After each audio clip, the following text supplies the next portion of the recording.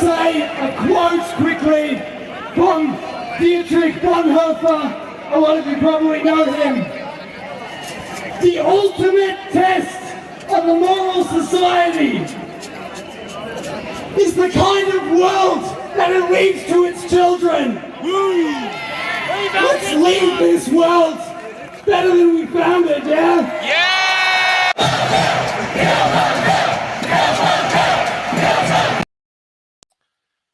Okay, we've got a very special show tonight. We've got two lawyers that are going, Gadi and Meda, who are going to give us their impressions of why this bill that Dan is trying to get passed is so dangerous. I'm actually going to pull out because you don't need me doing my little funny things. This is too important. Damien is going to be the host for this. He's much better at this stuff than me. So let's get going. G'day, Damien. Yeah, Damien. Thanks for a great day yesterday. It was terrific. Oh, it was brilliant, mate. We haven't had a chance to connect yet. It was so good. It was such a great day. Yeah, great. Okay, here's Meda. Hello, Meda. Hi, guys. Lovely to meet you. And the Golden Guardi. Hello, everybody. And it was a great day yesterday too. Hello. Yeah, it was. I'm going to go move into the background and do the comments. The floor is yours. Thanks, Michael. Thanks, guys. It was great to see both of you yesterday. I saw both of you individually yesterday, and it was a great thing. And it was great to talk to both of you as well. And it's sort of like we're at a sort of dire point in Victoria's history as a polity. Daniel Andrews has presented this new legislation, this new pandemic legislation in the lower house. It's been passed on the numbers, of course, and now it's been read for the first time in the upper house.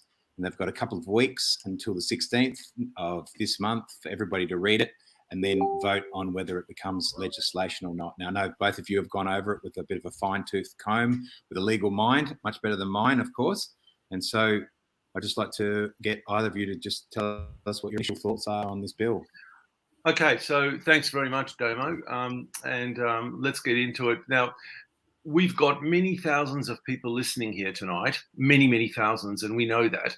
And we also know that most people are not legally trained. So we're going to tell you some aspects of this bill and going to put it in pub language, plain street talk, so you understand in the most basic way, none of this legal bullshit that lawyers like to talk. We'll talk straight down the line. So let's just get started. What we're going to do is I'll go through various sections of the Act, and then Meda will jump in and we'll bounce off each other with our comments about that, and Damo will steer us to make sure we're in the right direction. So let's start off with the beginning.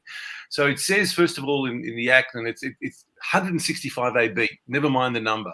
It says the Premier may make a declaration, which is called a pandemic declaration. So whoever the Premier is, in this case it's Andrews, he can make a declaration. When can he make a declaration? Two situations. He can make a declaration arises from a pandemic disease. That's the word, a pandemic disease. Or the alternative is a disease of pandemic potential.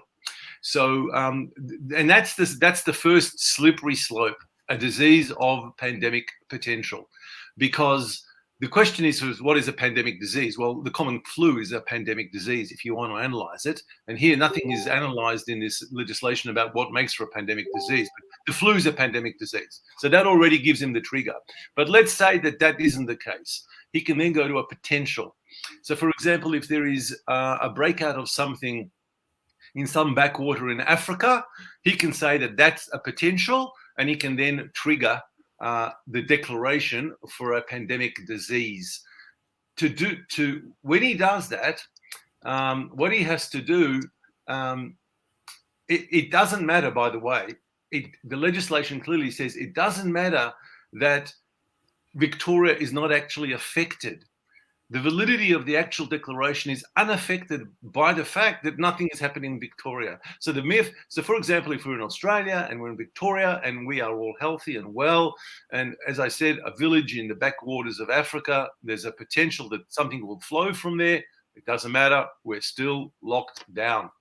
Okay, I think I'll just stop there and throw it over to Meda on this point. Meda. Yes, thanks, Gadi. So, I think what it does, obviously, it makes provisions for the future. But in my mind, what's happening now is that we have been promised numerous times there's not going to be any more lockdowns. There's going to be, if anything, very targeted things happening that, we are going to sort of get back to whatever the next normal is going to be. But given that, we've got this now piece of legislation in front of us, essentially, for as long as there is COVID anywhere in the world, Correct. Essentially, and I'm not even talking about future potentially, pandemic causing diseases. I mean, this is the reality we're facing right now. And I know a lot of people are kind of, like everybody really, over what's happening, and they want to look forward, they want to look into the future. I mean, the reality is COVID is still going to be around well into 2022. No different to HIV. It's been around for the last 40 years. Absolutely. But, let's bring it back into the context of COVID, because we were promised that, that's it for lockdowns and things like that. Well, the legislation has a very, very low threshold, as you pointed out, right? So we don't even need some, disease in Africa. I mean, the fact that COVID is still around already triggers that section. So we're talking about the very, very foreseeable future. It's not something, we're not talking about something that might happen.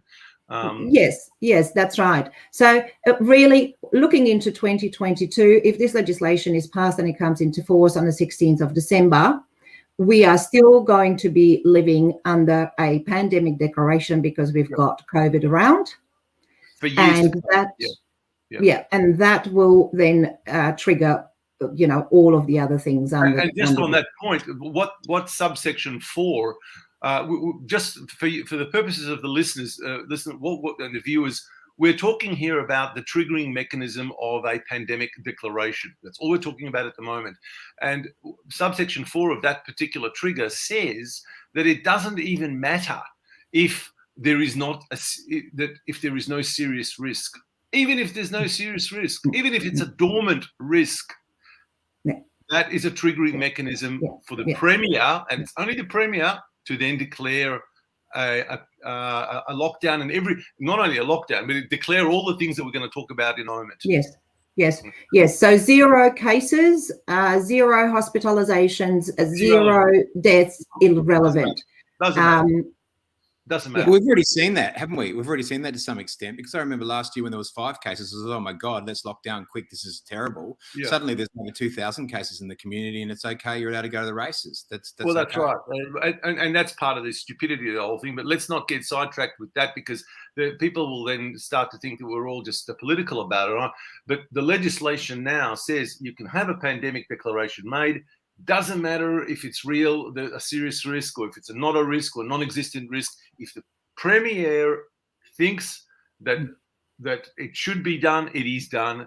And so in the case of COVID-19, I don't even call it COVID-19, by the way. I call it the CCP flu. But anyway, in the case of COVID-19, because you don't want to be political. No, but I can't help it. In the end of the case of COVID-19, it runs indefinitely, and it can continue on and on and on. What sort of oversights are there on him being able to declare this emergency pandemic? What sort of oversights are there in this legislation? Oh, we're going to come to that. We'll come to that in a second. Yeah. Okay, now continuing on with this pandemic declaration, another section, 165 AC, all these numbers. It says that the declaration must not exceed a period of 4 weeks. So if somebody tells you, oh yeah, but the declaration's only going to stand for 4 weeks, it's not the end of the world, right? No. It goes on to say, but it may be extended under subsection 165 AE. Let's just have a look at 165 AE. What does it say? And 165 AE says the Premier may vary or extend the pandemic declaration if the Premier is satisfied that there continues to be a serious risk to public health. So if Dan decides in his own wisdom that, or any other Premier, sorry to butt in, any other Premier in future, And the question of let's just pause here as lawyers. When it says the person has to be satisfied that there continues to be some sort of a serious risk, the first question I ask myself is, what are the criteria for the person to be satisfied? What are the tripwires for somebody to say, I'm satisfied of this, of this, of this, of this? None of that is defined in here. We don't know what he's satisfied with. He can be satisfied because he had a bad Chinese dinner and he's got indigestion. Nothing is given as the criteria for satisfaction. And then nothing is defined as serious risk. What is a serious risk? To me, I like to motorcycle. That means I'm a serious risk taker, but I don't see myself as a risk taker. I see myself as a risk manager. There are friends of mine who like to jump out of aeroplanes, but there are other friends of mine who are so gutless they will stay indoors at every opportunity. So what's a serious risk to the public? It ought to be defined. It's also not defined. Yeah. Over to you, Meda. Yeah, look, I totally agree with everything that you said. I think the problem there is that it's being left in his hands, in the Premier's hands, to essentially just make a blanket decision without the need to consult with anybody, and also not having anybody being able to scrutinize that decision. And, That's you know, right. there is no accountability under the bill, and there is no way to challenge that decision. And Damo, I don't know if it's starting to come across, but what we're going through the tripwires, and what we're showing is that each time it's very vague, very broad, and there's no checks and balances as we go along with this. So I hope that's coming through with what Do you think that's deliberate, or do you think that's incompetence? Oh, that's absolutely deliberate. It's in the legislation in black and white. I'm reading it from the legislation. It's deliberate. Yeah, Damon, if they wanted to make the legislation specific, they would have done so. You know, this is not by coincidence that this has happened the way it's happened, and also, you know, I'm under the impression, just reading into things, that this, you know, and I think Fiona Patton has actually come out and confirmed that this legislation's been discussed and negotiated since at least May this year.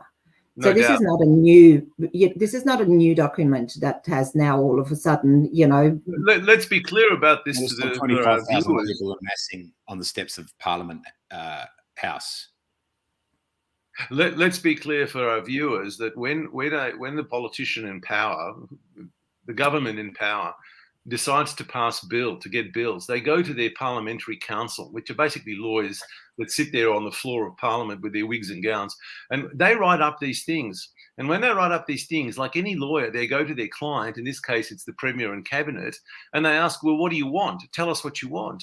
And then they draw it accordingly. So this has been drawn to instructions by the government, right? It goes on then to say, it says that it doesn't matter, subsection 1 applies whether or not at the time of the variation or extension the disease is present in Victoria. So after 4 weeks, it doesn't matter if there's no disease in Victoria. It doesn't matter.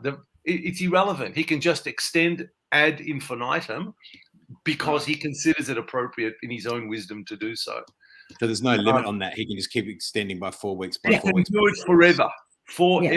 And then speaking of that, let me go on. Subsection 5 goes on to say, and listen to this one, you're going to love this, viewers. There's no time limit on the number of times a pandemic declaration may be extended under subsection 1. How black and white is that? There is no time limit on the number of times a pandemic declaration may be extended. It can be extended forever. That's what it's saying. And this is because there was 890 people that's allegedly died of the coronavirus. No, we don't need any deaths. We don't need any deaths. We don't need any of that. No, but I'm saying this legislation is a response to that. This legislation is in response. That's would be his excuse. Well, I'm doing this to protect the community. He will say something along those lines, and he will use all his usual spin. But the real reason will come out later. We'll get to the real reason. We can discuss that later. Okay, so we've spoken about the declaration, we've spoken about the triggering mechanism and the fact that he can drag it on ad infinitum, which is a Latin way of saying forever. Then I'm just flipping down. Now, what he's going to do, once he's made the declaration, the next step for the Premier is that he must report to Parliament. about the declaration, and that's section 165AG. So he reports, and what it says is this, number one, if a pandemic declaration is made, varied, extended, or revoked, the Premier must prepare a report in accordance with this section. And what is the report he's got to do? So every time he rolls over the declaration, he has to prepare this report, and he's got to give the reasons for making that decision. Now, the reasons it doesn't say what he has to say in the reasons. It doesn't define. You've got to, when you give your reasons, when you explain your reasons, you must address the following issues: 1, 2, 3, 4, 5, 6, 7. None of that applies. All he has to say is, if you're going to be mischievous, I extend it because I think that there is a risk to the community, and I think that this is in the communal interest. That's it. He's explained his reasons. Then he's got to supply a copy of the advice he's received from the Minister of Health. It doesn't say which minister, but it just says the minister. That's subsection. That's subsection. Hang on, 1B.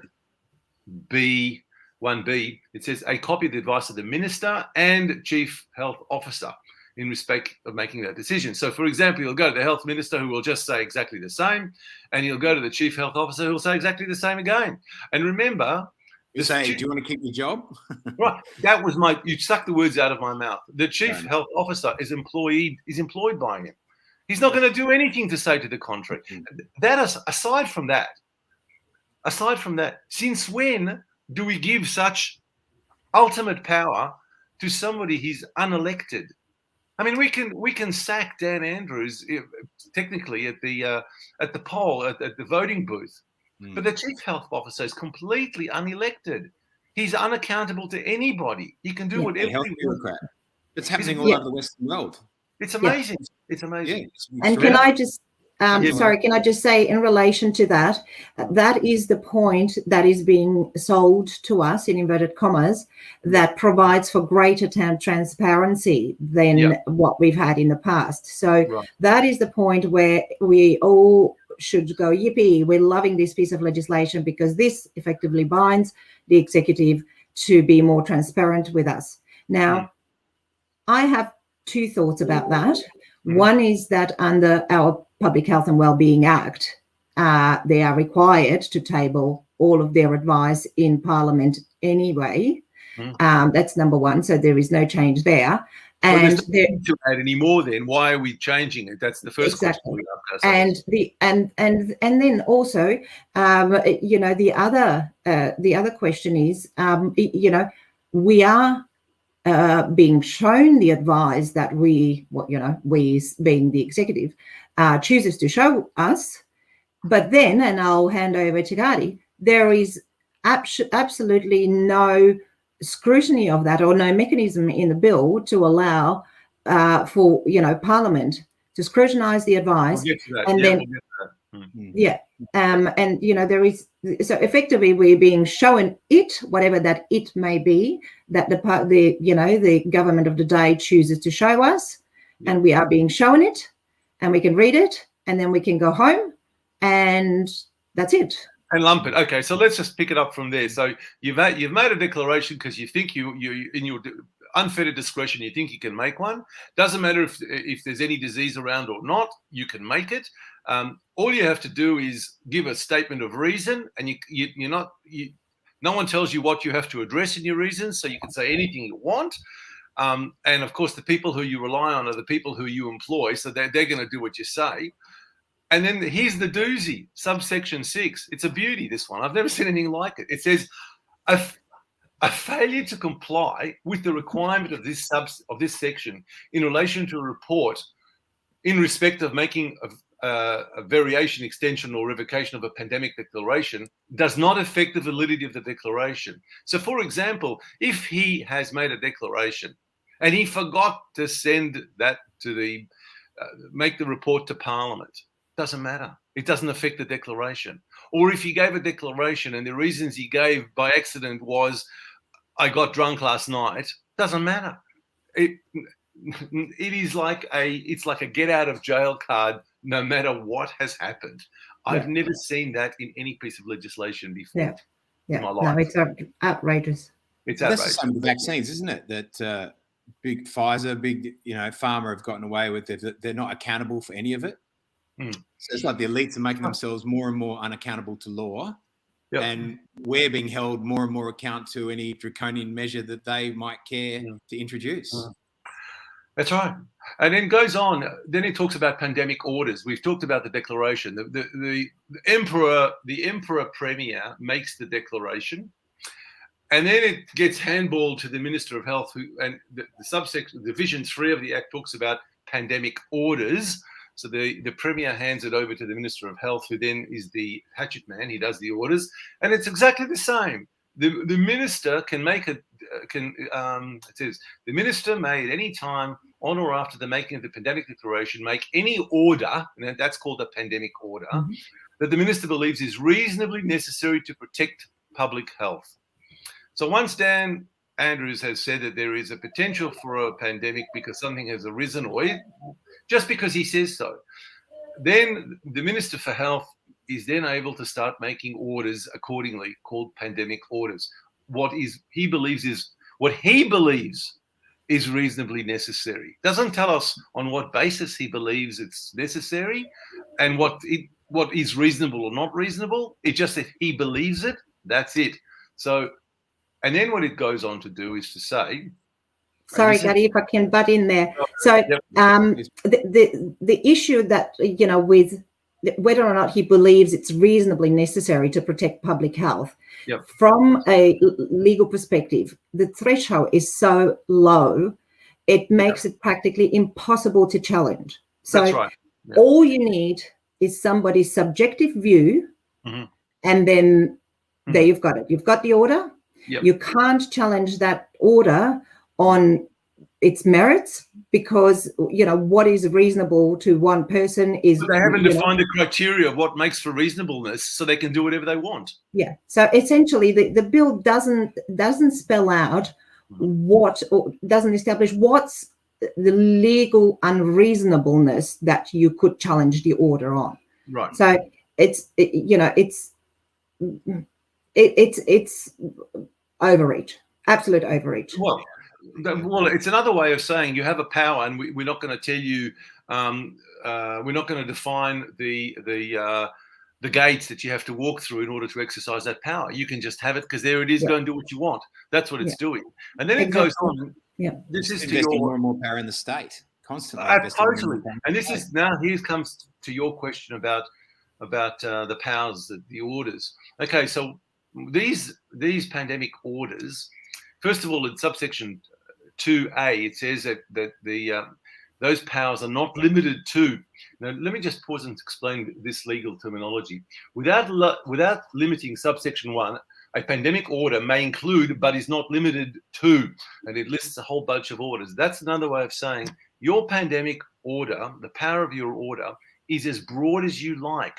We're giving you a list, but that list doesn't limit you. It's just examples. You can do anything you want. So that's another example of the widest. Pointless having the list in a way, isn't it? It's a useless list. The reason why they put this in the list here is to dispel any idea that anybody has that, I shouldn't be detained. No, it says not only are you going to be detained, but more. Let's go through it. First of all, persons are going to be detained in a pandemic management area, right? So you're going to be detained. And you're going to be detained in a pandemic management area. Well, that's it. There's your camps right there. I don't have to go beyond as your camp. And all you're going to do is the conditions of if the conditions of the order are satisfied. So you create the order, you create the what you consider as the reasons for the order, and then you can round people up and detain them, and then you can restrict movement. Oh, we get to that. Hang on a second. That requires if all you're going to do is you've got to think. The minister has to think that the detention of people is something that he considers reasonable for whatever reason it is. Next section, he can restrict movement. So anyone's movement can be restricted. Anyone for any reason. Any reason. That's subsection C. And that includes, it says also, requires movement into or from a pandemic management area. So getting in and out of that. You won't be visiting your kids if they're in one of those camps. You can't go out. No one goes in, no one goes out. They can do what they want. It prevents or limits entry to a pandemic management area. Here's the doozy. I love this one. It's just incredible. It prohibits or regulates gatherings, whether public or private. Now, just imagine that. There'll be no more demonstrations. A demonstration is considered a gathering. So that's the end of that. But then private gatherings, private gatherings. Forget it. Forget anything. Goes on. Requires the use, anything that requires they can determine the requirement for the use of personal protective equipment. If they decide, it's not just a case of wearing a mask on your face. They can go all the way. You have to wear triple masks. You have to wear special glasses. You have to run around with rubber gloves. You have to wear a gown. You have to change it every day. Remember the boy in the bubble when he was in the bubble? Because everything. Yeah. It's Howard Hughes. He's a great example of someone who never wanted any germs to go anywhere near him. Personal protective equipment. It's just incredible. They don't define what it is and for how long and for who. It goes on. It prohibits or regulates carrying on of activities, businesses, or undertakings. Carrying on of activities. Think about that. You can't. I mean, does that include, for example, political parties? Does that include anyone who has a view that's counter to him? Does it include, or does it just include Collingwood supporters because we don't like Collingwood supporters? What does it actually include? Meda, over to you. Well, activity. What is activity? I mean, all of the things. We don't even have to think that far back. So we tick those activities, right? There's not going to be any community sport for children. There's not going to be any swimming lessons for children. There's not going to be anyone playing golf because that's, potentially a risk. Think of your civil liberties. Think of your let's not think about all the fun activities in life. Think of your day-to-day civil liberties. You can't gather with friends because you're considered to have the wrong view, and that's considered a gathering. Imagine that. You can't. Just think of that. You can't go to a picture theatre because not a picture theatre. You can't go to a play because the playwright's story might be considered subversive, and all the people there are considered subversive just by listening to it. That not is a government-funded play. It won't. I can guarantee you that. That's almost a waste of time. It goes on. It then talks about, if they feel that you require a medical examination or testing, they're obliged to force you to do that. They can force you to have a medical exam. And medical exam can be anything. It can be internal, digital, right? Or testing of a person. What does testing mean? They can strap you up and draw blood from you. They can do anything they want. Once you've lost, let's be clear here, guys. Once you have lost sovereignty of your body, you've got nothing left. It's no longer my body, my choice. I choose the vax or not. It's they can take you and do anything they want with you, and they'll detain you for it. For the good of public health. That's what they're saying. That's what they're letting. In their reasonable opinion. It's like they've been acclimatizing us to this for the last 2 years, basically, and now this is like the consolidation of the. Absolutely, And this is not even consolidated. No, this is taking it up 10 notches. Like what we've had in the past is nothing. Doesn't even come close to this. It's times 1,000. They also are. They're allowed to quarantine. They're allowed to destroy. It says quarantining, destruction, or management of disease vectors. Right, so they can come along and they can destroy, and vectors are considered animals. They can come along, they'll take all your livestock and destroy it. Your dog, your dog is a problem. We'll destroy your dog as well. Your cat. They're allowed to do that. Well, it also talks about provision of information, right? That you can be compelled to provide information. Now, this is not limited to medical information, and it's not limited to that deliberately. I mean, we are. We're talking pandemic management here. Why do we need any information? Why do we need to make it that broad? Better flesh out to our listeners, viewers, what you mean about harvesting of information. Let's just be clear about that. Well, the bill allows for the provision or for them to require you to provide information, right? Any information. So information can be anything. Information have a can right be to silence. relation. You don't have a Pardon? right to silence anymore. That old cherished No, thing. you can have a right to silence, but you'll be gathered up and detained until you change your mind. Exactly. So Yeah. you basically lost it by coercion. They can ask you anything. They can ask you who you sleep with, when you last had sex. They can ask you who you vote for, anything. How many zeros have you got in your bank account? Who did you last vote for? What sexual orientation, if they consider that relevant to public health. Yep. Anything. They've got other legislation before the Parliament, haven't they, for accessing our digital accounts? Is that not right? I think there is more further legislation. It's a separate bill. It's kind of like an extension to this, where they can take, essentially what they're seeking to do is take the information that they already hold and circulate it, so they don't have to ask for that, but they can ask us for everything else that they don't have. So we've talked about the declaration, pandemic declaration, the triggering mechanisms, and how that's scrutinized, and it's not. We've talked about the pandemic order, how that's how that is implemented, the implications of the implementation. And then here comes the next one, 165AJ. This is incredible. Mm-hmm. Pandemic orders prevail over other subordinate instruments. Now, for plain English, what that means is this legislation, this bill, overrides every other piece of legislation. So don't come to court saying, hang on, Your Honour, this doesn't apply because Human Rights Act says this and the other act says that and Equal Opportunity says the other. No, none of it applies. This clearly says this is the pinnacle of all legislation in Victoria. That is, again, I've never seen anything like this before. This is why they did the mother of all propaganda campaigns to scare the living bejesus out of every citizen constantly on the television with this just fear porn about this virus and how horrific it was going to be, how it was going to be millions of us basically dead in the street. So as cover to bring in this legislation. Yeah, that's right. I agree. That's it. If you want somebody to do something, scare them. And then it goes on. You talked about who's going to be affected. It talks about this, to whom Section 165AK, to whom a pandemic order applies. So who do you think it applies to? First of all, it applies to all persons, everybody, right? Secondly, this is subsection B. It applies to specified classes of person. Yes, yeah. I'll come to that. Specified classes of person. This the characteristics. And C, a specified person, individual. Now, what is a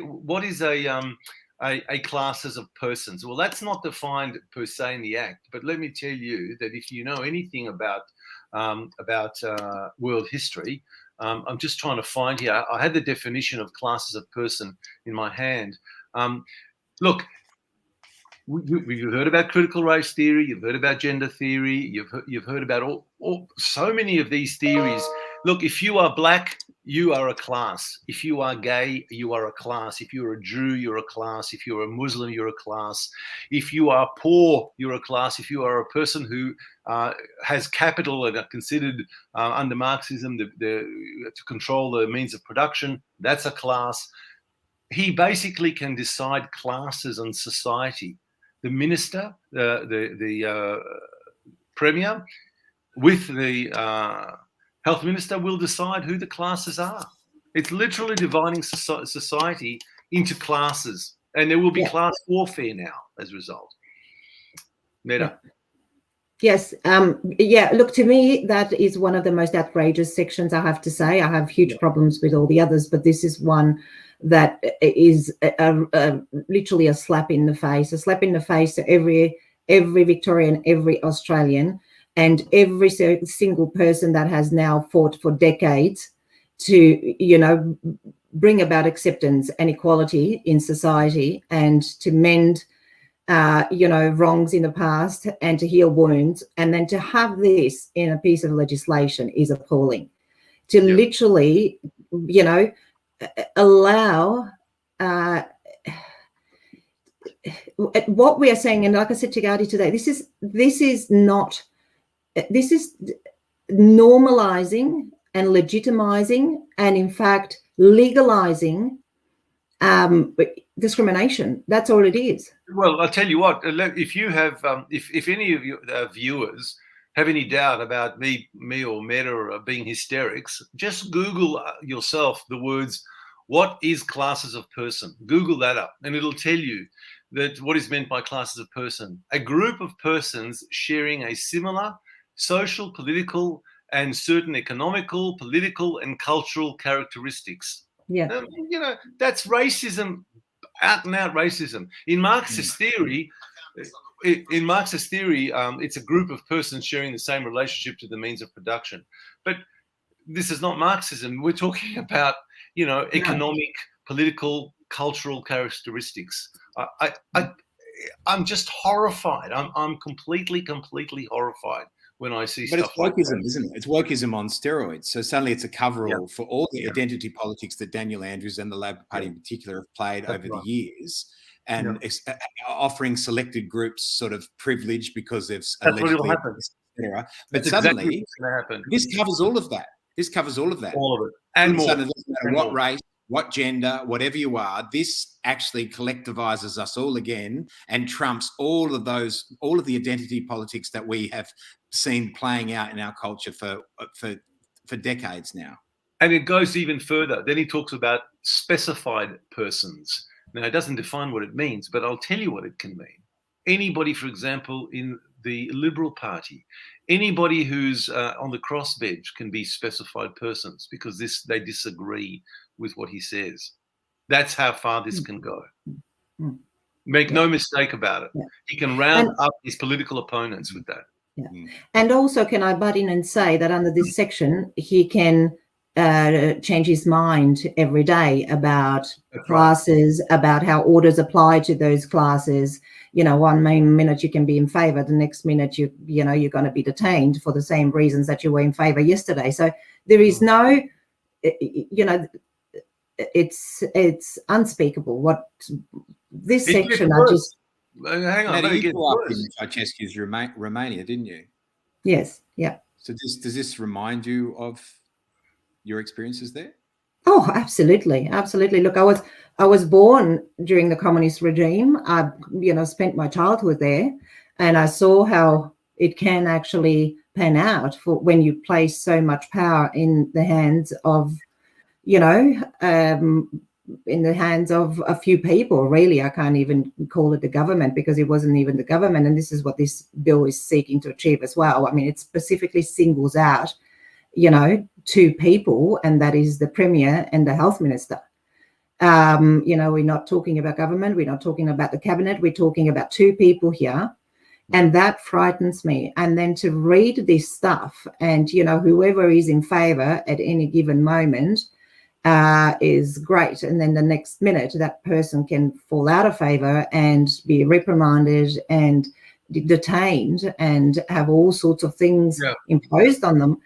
This is history repeating itself for me, really, what I saw in Romania. It goes further with that because then it talks about 165.3. It goes about if you have characteristics, attributes, or circumstances. That's the words: characteristics, attributes, or circumstances. That is like you might as well round up the Jews tomorrow. And by the way, Damo, my parents were Holocaust survivors, right?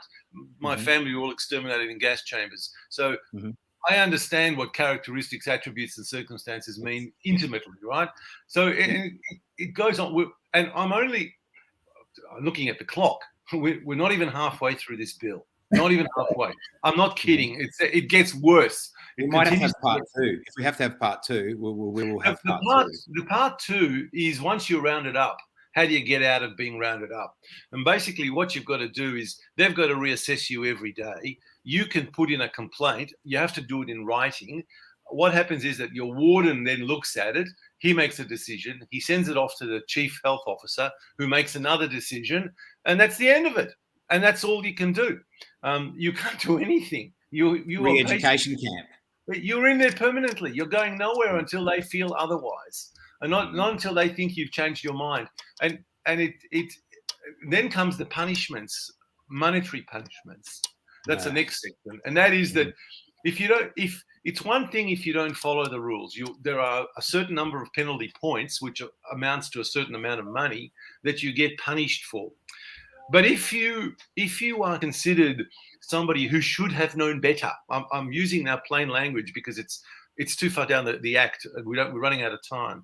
If you've done something, and if the machine says you should have known better, you are then considered to be in the heinous department, and you get 10 times worse punishment than everybody else. So you, Damo, would be considered. And what does it mean you should have known better? Why would you be someone the that words used are not known better. I'll try and find it for you. I'm flipping here as I'm talking to you. I'm looking. Meda, fill up the space. I'd say, were you concerned, Meda? Because when Daniel Andrews came into office, I think it was like 2014 when he came into office, he instituted the Ministry of Equality. Now that read alarm bells to me because it came straight out of George Orwell. There'd never been a Ministry of Equality in Australian political history. It was a bureaucracy devoted to equality. Martin Foley, he's now health minister, must be his go-to man, headed it up. So when you heard that, what someone that's come from that communist where they talk about nebulous terms like equality, which could mean whatever you want it to mean, which always means something draconian to the culture. Yeah, the guy's a lunatic. Damo, it's insane. The power of detention includes the power to transport you to other places. Transport you to other places. I'm thinking of cattle cars now. They can transport you. The visions that I have are just outrageous. They can not only collect you, forget Mickleham, they'll transport you in the dead of night to wherever they want to transport you. And I'm looking here now again, still looking, I'm flipping down. There's going to be a review by a detention review officer. That's the warden, who then go to the CHO.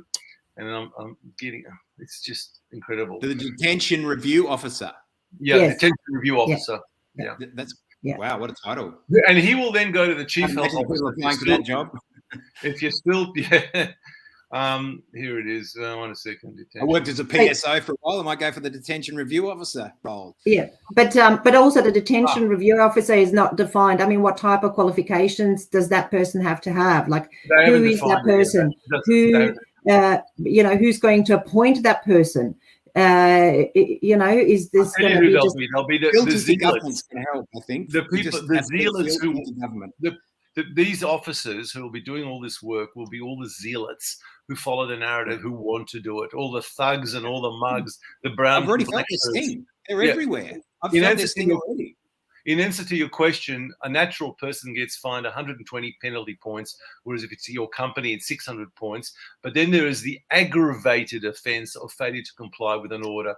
And a person is considered to have committed an aggravated offence if here is the words, if the person knows or ought to know that the failure to comply is likely to cause a serious risk. So if you... could I just stop you for a second? Because I want to ask you about the penalty points, because that's not a financial punishment. That's penalty points. Is that an introduction to a social credit score? Has that... If they look at it, well, go on, Meda. It's all yours. Sorry, no. Look, we've all through legislation we've had this system for a long time. So we talk about penalty units, and the penalty units are defined, and they're changing them every so often and things like that. So it's really nothing new. That didn't really raise any alarm bells with me. The aggravation aspect, that raises alarm bells with me because, again, it's incredibly broad. I mean, you ought to have known that. Ought to know, whatever ought to know means. I don't know what ought to know. Yeah, and you get 2 years imprisonment. That's something that you were or were not doing, might constitute a risk to public health. Now, he's giving the orders. I mean, we're not to public health. The risk of another individual. If you risk another individual, that's the words that are used here. Yes. The health of another. If you risk the health of another individual, then you are, and you should have known, you're going in for 2 years jail. That's what it means. And is that because of that they feel threatened like that? I don't know. It's not defined. It's not feeling of threatened. Not explained. There's no reasonable grounds that you would have been threatened. It's just I felt threatened. Not explained. He put his bin out. He didn't have a mask on. No, not explained. Right. Not explained. I think we all know because we've seen the legal process go that way over decades now. So that's where it's going to be. But you see, a judge sitting on the bench has to define this. The judge sitting on the bench has to define this, and if it's undefined, he has to, by law, say, "I give it the broadest definition." I'm sorry, I can't. I'd love to help you, but I can't. I'm giving it the broadest definitions, and you're screwed, mate. Bad luck. That's what's right. Okay, those are the issues that I wanted to raise from the actual act tonight. That's quite a lot to think about for people. What I want to end off by myself saying, and I throw it to you guys, is anybody out there, if you think that you are safe, if you think that you can sit at home, that you can go to your restaurant at night, go to a movie, go to the pub, and you're safe, I'm telling you, you're fooling yourself, because it will get to you, it will get to everybody. And by the time it gets to you, it will be too late. This is the greatest overreach in law that I've ever seen. It is tantamount to unfettered dictatorial power in the hands of one person who can do anything he wants. He can even suspend elections if he wants to. He can round up political opponents, suspend elections. He can do anything.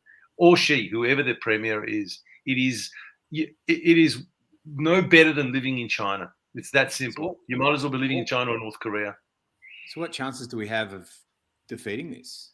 Meda, it's over to you. The Assistant Attorney General came out the other day, Amanda Stoker, and said if the federal government wants to, it can legislate against Andrews being able to bring in this legislation. We're holding a lot of hope, are we, in the Morrison? No. Look, personally, I don't think so. And I saw something else on somewhere, I can't remember. I think it was on Sky News, where it kind of was a follow-up interview by the Assistant Attorney General, and she said that yes, they could intervene, but it's it's not desirable for the federal government to intervene. My issue with that, and look, I totally agree. I mean, we have the system that we have for a reason. I do believe that, the states should be doing their best work, and this should be putting their best foot forward, and should be held accountable for the decisions that they make and all of that. Now, I don't find it desirable, for example, for the federal government to intervene when, those matters go directly to sort of, state-related matters. Now, effectively, though, what we're going to see with this bill, if it goes through, is that I think this unfettered power that the Premier gets is essentially really segregating Victoria from the rest of the country. I don't think the federal government can in good conscience sit back and say, "Oh, we'll let it go to the next, to the next election. People can take it out of the ballot box," because, as Gadi said, there is nothing in this bill that will stop, the Premier from suspending or postponing elections indefinitely. So people are not going to actually have the opportunity to hold the government to account for their actions. So, Meda, you said we had the system we've got for a reason, right? So you're saying that you don't think that the Feds should stick their noses into a state issue. Look, but we don't have the system, do we, that we've got? Because hasn't Andrews been served with a writ for, and you'll know this language better than me. Forget this writ for the moment. That writ is a red herring. Treason, though? No, it's not. It's a red herring. But what I want to say to you about, look, most people who ask me on the street, I've had so many questions on Saturday about this. They all seem to think that the federal government is somehow over and above state, and therefore they have power over the state. That is not so. The Constitution is an act of Parliament. Like this bill, it's an act of Parliament, and it defines the powers of the states versus the powers of the federal government. The only way the federal government's going to intervene about anything to do in Victoria, any act of Parliament in Victoria, is if that act of Parliament contravenes some power that the federal government has under the Constitution Act, okay? So, for example, if Andrews decided tomorrow to start raising income tax, the federals would go to court because the Constitution Act says only the Commonwealth can raise income tax. You see what I'm saying? So this is a law that talks about management of health situation within the state, and therefore ScoMo doesn't have any power. The only window that ScoMo potentially might have was in relation to mandates, where people are forced to take the jab. In other words, the circumstances are created that if they don't take their jab, they lose everything, their livelihood, everything else, which therefore is a form of conscription. It's an indirect form of conscription, which under section, I think it's 51A, 23A or something, you can't do that. You can't have medical conscription. The Commonwealth, the constitutions and cases are clear. You can't have medical conscription. And the argument is to start locking people up in camps, and the Prime Minister can say, well, I don't have any powers. That's right. That's a possibility. Exercise right. The change that's occurring down there in Victoria. Yeah, that's a theoretical possibility. But will he do it? I doubt it. But anyway. Yeah. But going back to the question of what can we do? So I don't rely too much on the federal government intervening, unfortunately, in this instance. I don't think they will. But I think, generally speaking, it's not done until it's done. I know that we are. Instance would they then? I think if they weren't on this one, I mean, is there one they would interfere on? I mean, he shot people on the shrine. Yeah. That was not, that didn't happen. Morrison was overseas basking in the glory of what a great pluralist society Australia was at that particular point in time. Anyway, sorry, Meda, keep going. I can't help it to interrupt. Look, I think there is. I think there is still time. I think we are being told. I saw another reporter last night. I think it was on Channel 9 who was telling us again that it's the deal is done and it's as good as passed. And that's kind of been the narrative all along ever since, they've come out with it. That to me sends the message that don't bother, people don't bother, just forget about it. It's a deal. It's a done deal. And every time I hear that, I think, why am I being told that? It's not. Because, and not necessarily because it's not. Look, I'm sure that, deals have been done and, things have been arranged and negotiated and things like that with the key people. But I think people need to understand that until this bill gets, royal assent, it's not done. And until such time, make us think about it. But let me also explain one other thing. People keep asking why, for example, has Fiona Patten, who I believe is from the Sex Party, correct me if I'm mistaken, why is she so Reason. Reason Party. Reason. She's renamed the party. Yeah. Okay, call it the Reason Party, but I would have called it the Sex Party. Okay, that's fine. Let me tell you, there is a bill. There is a bill that's going to go in front of the council at the same time as this particular bill that we're talking about. And if you need, I'll give you the name of the bill. But it's to do with the sex issue, the sex something or other, Discrimination Act. I can't remember its name. And that bill is designed to do something very specific, and that is to decriminalize sex workers. But it goes a step further because sex workers were decriminalized about 25, 30 years ago when brothels became legal. What it does is it says that sex workers can now operate from home. They can operate from their car, from their caravan. They can advertise. So in other words, just to put it in plain language, if you happen to live in Elstonwick, some little quiet street or other, and your neighbour decides to take up sex work and run a brothel from her home or from his home, whatever it may be, they can do it. That's it. Now, imagine how many mums and dads out there who are conservative people who will take objection to that. You want to have a brothel? Yeah, we're happy to have a brothel, but you have to have it in designated areas. That's the law in Australia, in Victoria. In your Volkswagen. Yeah. But designated areas, they're always designated areas. They're well protected. They're well shielded and covered. In other words, the theory goes, you want to protect the fabric of the community and the children, all the rest of it, right? And now you can have it. You can have it next door to a school. You can have it in your backyard. It doesn't matter. That's the trade-off. That's the sex party's trade-off for the vote on the bill. Okay, that's how you're not allowed to have unvaxxed sex work. I bet you're not allowed to be a sex worker if you're unvaxxed. Surely not. Damo, you're a terror. I want to thank the both of you for coming on and doing this. As I've sat here doing the comments, everyone's in shock. There'll be another big march this weekend. Hopefully, it'll be even bigger. than last week's one was, and last week's one was enormous. Yeah, 25 Then last week. yeah, all Bring your this week, people will be on the steps of the Parliament House. We call them the Steps of Solace, going there too. But yeah, I think there is lots of things to do. I actually feel contacting or even protesting outside the House of the parliamentarians who in the upper house who are going to vote I this agree. through. I think Absolutely. that's actually a good place to protest. Sit Michael, outside you the know, house. Yeah. Look, I think Someone if I at the can Labour say, there are places, and look, I can send Michael and Damien the references to these websites where people can go and have a look. So I think in terms of, because people keep asking, what can I do? So first of all, make sure everybody is informed. So many people have no idea what's coming, absolutely no idea.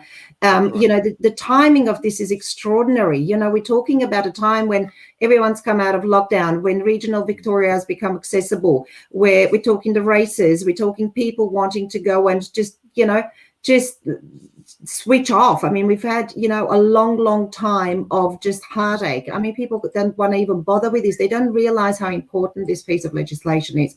So I think at first place is people educating and, you know, telling other people and explaining it to them, and then sending them to reliable websites where they can read up on it themselves and make up their mind.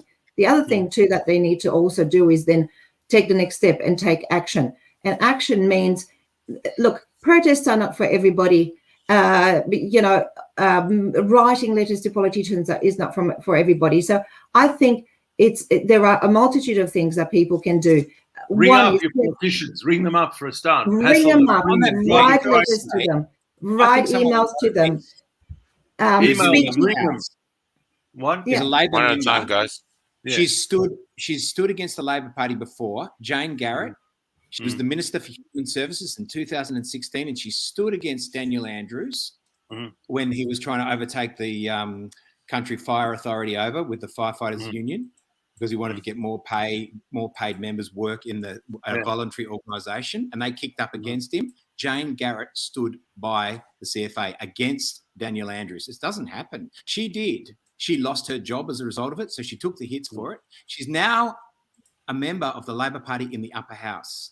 The vote at the moment is 1817. Now, this is a long shot, but I reckon this is a woman that somewhere voted on conscience and took. Let's bring her on the show. Let's get her on the show. Yeah. And I think Right, yeah, that'd be a great idea. And I think she's worth There a go. are still Lose. It just needs one person to flip, and this That's legislation is lost. Yeah. Lost. There are still Labor members in the upper house that, you know, are there for true Labor values, and they are not necessarily the values that the current government stands for, unfortunately. So it's those members that, you know, we need to contact. It's those members we need to have the conversations with. Community groups, like any kind of community group, you know, if they speak out on behalf of their members. I think there is a lot of people, and particularly in Australia, we kind of live in a political apathy here, because we've had it for so long, so good. We tend to trust everyone's motivated. Yeah.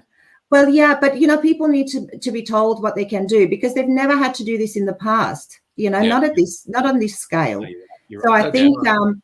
I think the more people understand that until it's actually voted on in, you know, probably about 2 weeks' time. 9 days. Yeah, less than well, 2. they go back on the 16th. They'll be deliberating on it probably for a couple of days. So, you know, the pressure is on. The time to act is now. But every single person can do something. And I say again to all Australians, remember, I'm an immigrant here, just like Meda. I'm saying to every person here, guys, she won't be right. She won't be right. No. Exactly. And also, I'll tell you another thing. You're fitting right in, Gadi. You're fitting right in. And I'll tell you one other thing. You won't. You're not all right, Jack. It's not I'm all right, Jack. No, you're not all right, Jack. You are not going to be able to hide from this. They're coming after you just like the rest of us. I'm telling you, they're going to come after. They'll get the easy ones first. They'll get Michael and Damo because they're troublemakers, and they'll rub out a couple of lawyers along the way. Gaming's a troublemaker. But once they get through that, then anybody who disagrees on anything else, and have you got children? What about your kids? And what about all the young ones? Maybe you can talk to the younger ones, Meta. Talk to the kids who are in their 20s, for example, the ones who are totally they're unaware of what's going on. Totally unaware. Yeah. They've got their so-called freedoms back, and now they can party and they can go out and they can go shopping again and they can go on long weekends and things like that. Yeah. I don't blame them for it. I don't blame them for it, because that's what they should have been doing for the past 2 years. I mean, we've been robbed for 2 years of our lives. When you're 20, 2 years is massive. And I have to admit, just to interject there, I actually disagree with that too, but only because I'm protesting every day now on the steps. There's a lot of young people who are very aware and a lot of people very active. So it's not the case. I know there are some, but when I look across at the cafe across the road, there's a lot of people our age and older who are just sitting in the cafe. They don't care. I don't think the apathy is the apathy discriminates. The other thing I want to tell the other thing I want to tell our listeners is it's not an accident that we've been let out of jail and that this is coming out at the same time. We've all come out of jail for the last, 5 months or something. I'd say 2 years, but let's say the last 3 or 4 5 months. And suddenly it's sunny and we're all out there and we're having a wonderful time. And that's when they're doing this in the dead of night. Because when you're having a good time, you're not thinking of the crap that's about to hit you in the face. Once this is we're damned if we do, and we're damned if we don't, aren't we, Gadi? Because, the more we protest against it, the more he goes, well, this is a really reasonable measure. There's 50,000 people next, say on the weekend at the front on the steps of Parliament House. But we have no choice. We have no choice but to state our right for freedom. I tell you, when summer's over, this is going to hit us in the face like you've never felt before. Yeah. Oh yes. Yeah. Look, I agree. The problem is too. You're saying there are all these people hitting the streets and things. I have spoken to so many people, unfortunately, over the weekend who tell me they are completely unaware. That's right. They're not watching the news anymore. They're sick of the news. They're all tired. We're all tired. They don't want to hear it. Tonight, there was hundreds of people at the protest over the weekend. Yeah. So people don't know. They really don't know. I think it's a case of literally having to pick up the phone and having those conversations. I've had so many conversations about this bill. I've never had in my whole life so many conversations about a proposed piece of legislation than what I've had in the last 10 days. Yes, but we need to do it the old-fashioned way because people are unaware. They're unaware about what's happening. Share this video too. Share this video. Yeah. It'll be there to be shared. Share it. I do want to give a shout out to, I know quite a lot of young lawyers. When I mean young lawyers, I don't mean my age lawyers, but lawyers in their 20s, baby lawyers, have logged on to this video tonight, and I have to give a shout out to them because they are the ones that are also speaking to community groups, speaking to young people. So, it's not just us. It needs to be everybody. And I know that the legal profession is up in arms about this. We all are. I mean, we saw it, and it didn't take long for us to understand what this actually means. Yeah. I mean, I don't think there is any lawyer in their right mind who will come up and say, this is great. This is a great piece of legislation. Yeah. Okay, we'll better wrap it up there. It's gone a little bit over the hour.